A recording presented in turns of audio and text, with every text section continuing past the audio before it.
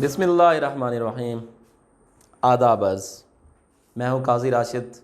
تدریس اردو کے حوالے سے آج ہم دیکھیں گے کہ نظم کیا ہے، نظم کی اقسام اور اس کی اصناف کون کون سی ہیں۔ تو سب سے پہلے ہم دیکھتے ہیں کہ نظم جو ہے بنیادی طور پر لغت کے اعتبار سے عربی زبان کا لفظ ہے، جس کا لفظی مطلب انتظام کرنا یا کسی چیز کو ضابطے میں لانا ہے۔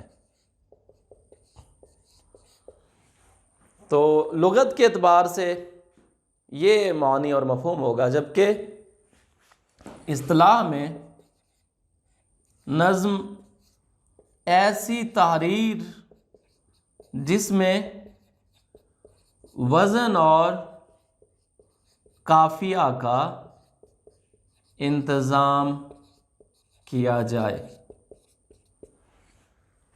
انسان نثر سے پہلے نظم سے زیادہ مانوس تھا۔ اگر ہم تاریخ انسانی پہ نگاہ ڈالتے ہیں تو ہمیں یہ منکشف ہوتا ہے کہ کبھی دنیا کا پہلا معلوم شاعر ہومر جو یونانی تھا، اس نے اوزیمینڈیس لکھ کر انسان کے لیے نظم کا در وا کیا تھا۔ کبھی ہم دیکھتے ہیں کہ مہابھارت لکھی گئی جو ایک نظم کی بہترین کاوش تھی۔ کبھی ہم دیکھتے ہیں کہ بابا فرید الدین گنجشکر جب اپنے ابیات کے ذریعے اپنے ماننے والوں کو، اپنے جتنے بھی مریدین تھے، معتقدین تھے، ان کو نماز اور دیگر عبادات کی طرف راغب کرتے ہیں، تو وہ بھی ایک نظم ہی کی کاوش تھی۔ اس طرح سے ہم کہہ سکتے ہیں کہ نظم ہر عہد میں بتدریج انسان کو اپنی طرف متوجہ کرتی رہی۔ اس لحاظ سے نظم میں بہت زیادہ کشش پائی جاتی ہے۔ نظم کی موضوع کے حوالے سے اگر دیکھیں تو یہ 5 اقسام سامنے آتی ہیں: حمد، نعت، منقبت، مرثیہ اور قصیدہ۔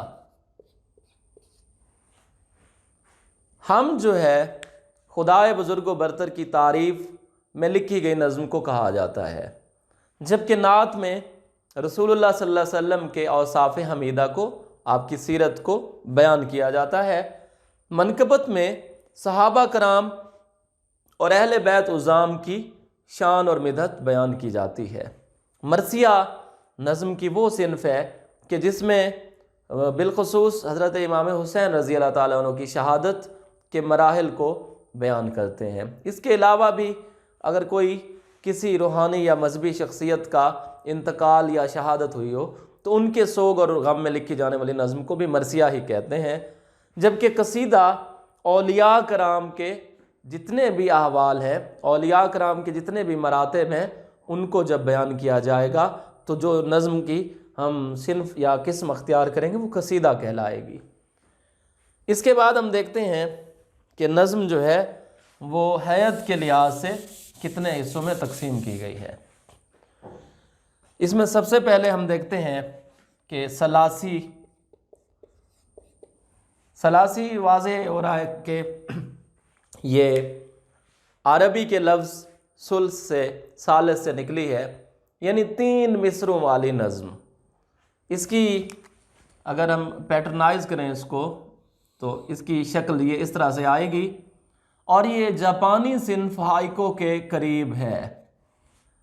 اور ہمارے ہاں عموماً لوک ادب کی طرف اگر نگاہ دوڑائی جائے تو ماہیہ، لوک ماہیہ جسے ہم کہتے ہیں، اس سے بھی ملتی جلتی ہے۔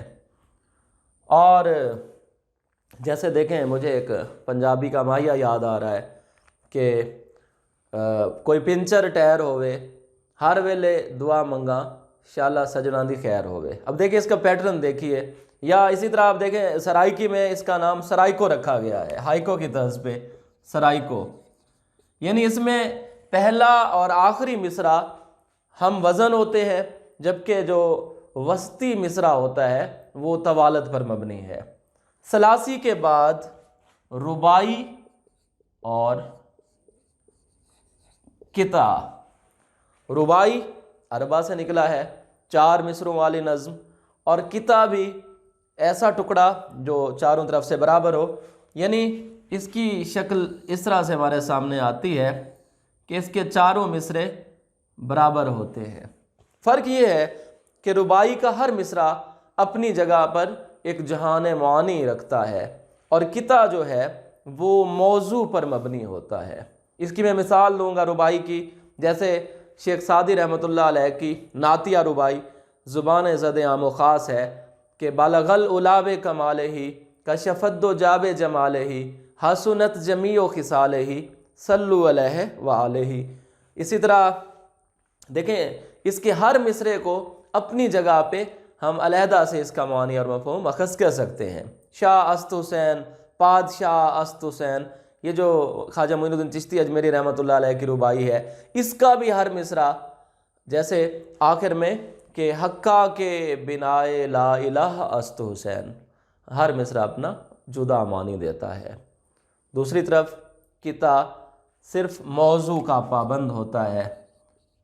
जैसे हमें मिर्ज़ा महमूद सरदी का किता याद आ रहा है कि कल एक मुफक्किर मुझे कहता था सरेरा, शायद तेरी मिल्लत का है मिटने का इरादा।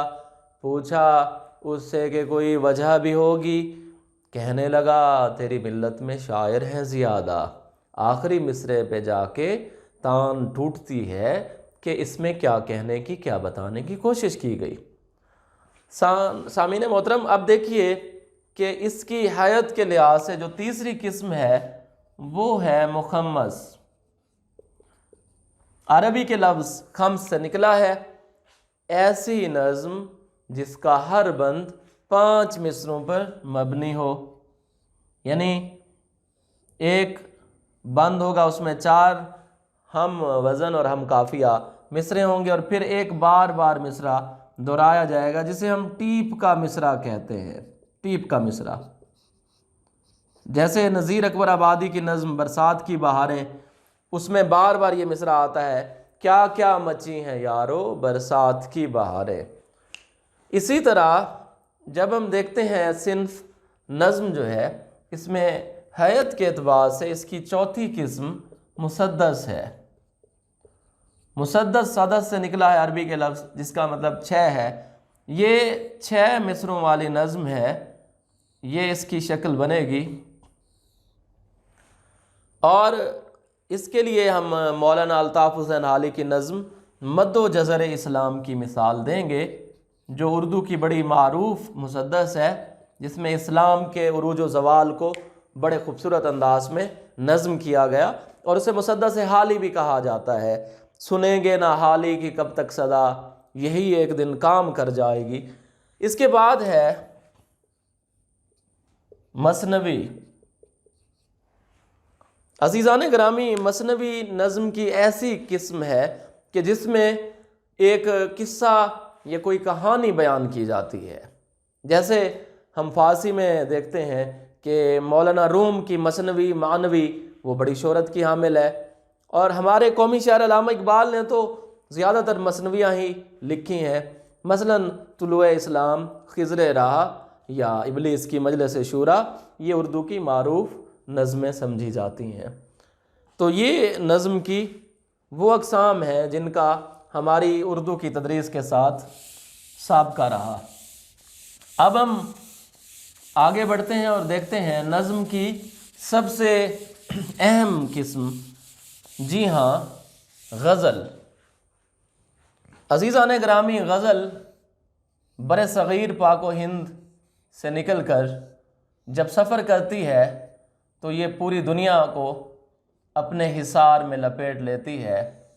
और क्यों ना ऐसा हो, क्योंकि गज़ल अपने अंदर लताफ़त, नज़ाकत, नुदरत और मलाहत रखती है। वो गज़ल वालों का उसलूब समझते होंगे, चाँद कहते हैं किसे खूब समझते होंगे, और हुस्न को चाँद, जवानी को कमल कहते हैं, उनकी सूरत नज़र आए तो गज़ल कहते हैं। या किसी शायर ने क्या खूब कहा था کہ غزل اس نے چھیڑی مجھے ساز دینا، ذرا عمر رفتہ کو آواز دینا۔ اس سے واضح ہوتا ہے کہ غزل ترنم کے ساتھ، غزل موسیقی کے ساتھ اور غزل ردھم کے ساتھ جڑی ہوئی ہے۔ ہم دیکھتے ہیں کہ غزل کی تعریف کیا ہے۔ یہ غزال سے اس کا لفظ اخذ کیا گیا۔ غزال مادہ ہرن کو کہا جاتا ہے۔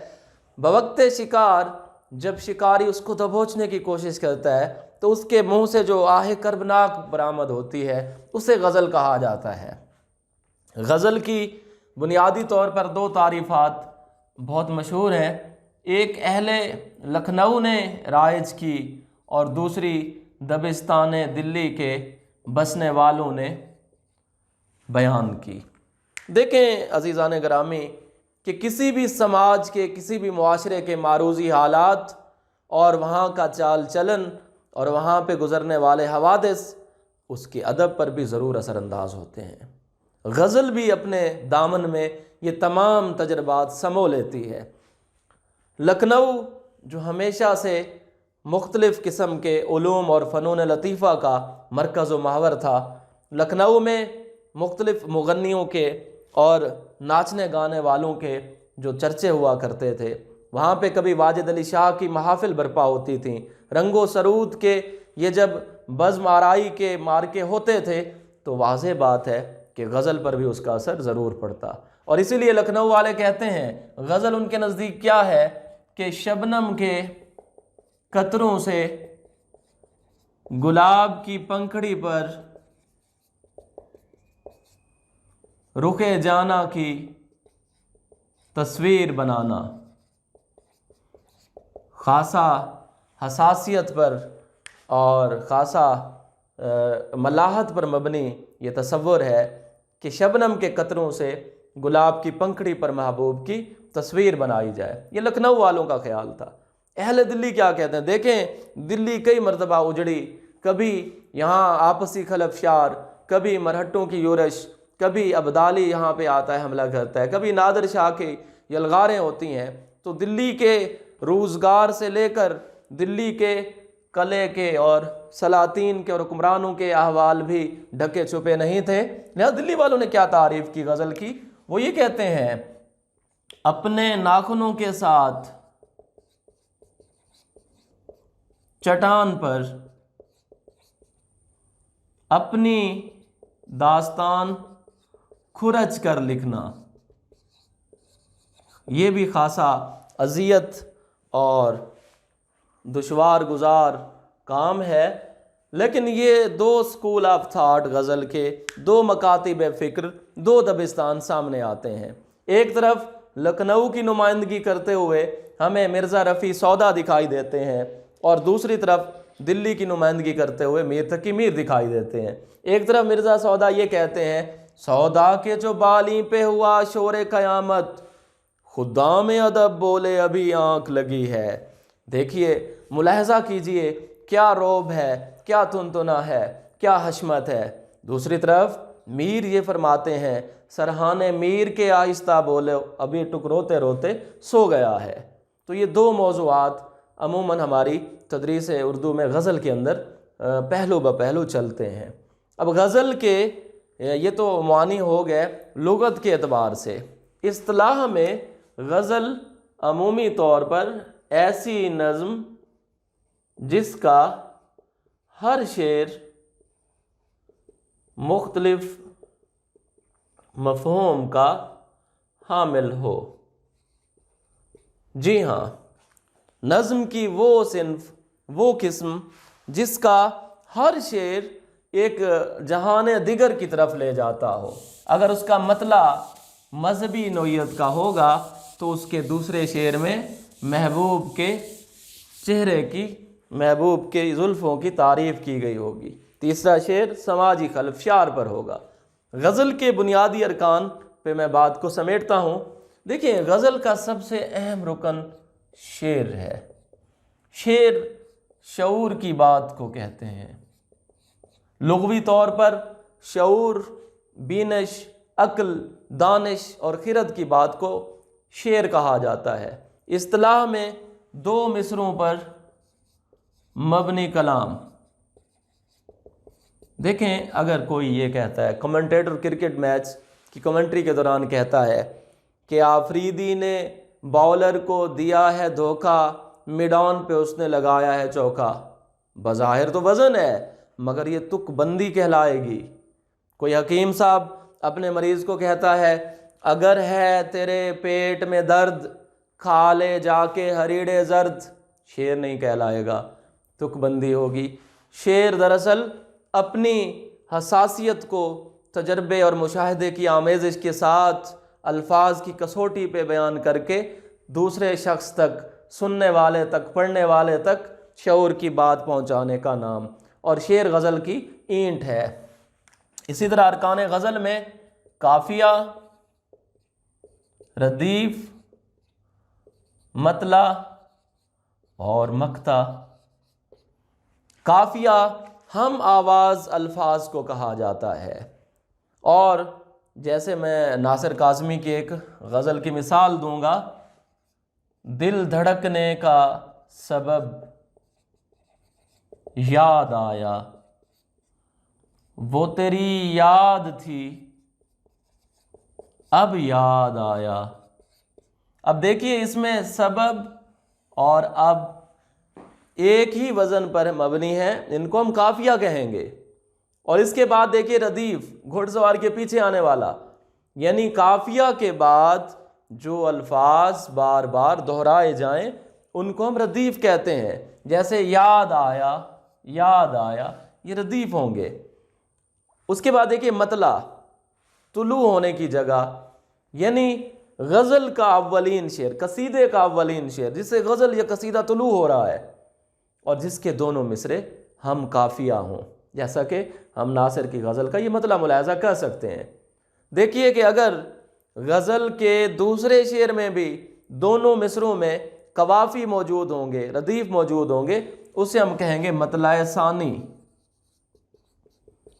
اچھا اگر پوری غزل میں ایسا ہو کہ ہر شعر میں قافیہ ردیف موجود ہو تو پھر اس کو مسلسل غزل کہا جاتا ہے. غزل 3 اشعار پر مبنی ہونی چاہیے، زیادہ سے زیادہ کی کوئی گنجائش نہیں. کہتے ہیں کہ اردو شاعری میں سب سے طویل غزل احمد فراز نے لکھی تھی، جس کا مطلع سنا ہے لوگ اسے آنکھ بھر کے دیکھتے ہیں، سو اس کے شہر میں ہم بھی ٹھہر کے دیکھتے ہیں. یہ 72 اشعار پر مبنی غزل ہے. اب دیکھیے کہ مقطع کی طرف آتے ہیں. عربی کا لفظ ہے قطع کرنا، کاٹنا. غزل کا آخری شعر جس میں شاعر کے تخلص یعنی اس کے قلمی نام کا پایا جانا ازحد ضروری ہے. تو جیسے مثال کے لیے ہم اسی غزل کا مقطع دیکھتے ہیں کہ بیٹھ کر سایہ گل میں ناصر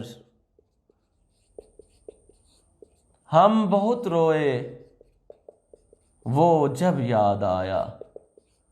دیکھیے اسی طرح سے سبب، اب، جب، یہ قافیہ آ رہا ہے اور یاد آیا ردیف کے زمرے میں آ رہا ہے. اور اس مصرے میں دیکھیں ناصر نے اپنا تخلص بھی استعمال کیا تو یہ مقطع کا شعر ہوگا. دیکھیں اگر شاعر غزل کے آخری شعر میں اپنا مقطع استعمال نہیں کرے گا تو وہ آخری شعر کہلائے گا، اسے مقطع ہم نہیں کہیں گے. تو یہ ہے غزل کے ارکان اور یہ ہے غزل کی تعریف. امید ہے آپ سب جو ہے اردو نظم کی تقریباً بنیادی اصناف تک واقفیت حاصل کر چکے ہوں گے. شکریہ.